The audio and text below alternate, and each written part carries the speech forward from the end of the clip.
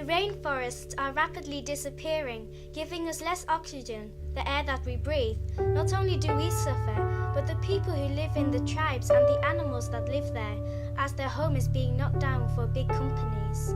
What will we do? We'll let people know. Imagine what would happen if we changed our ways.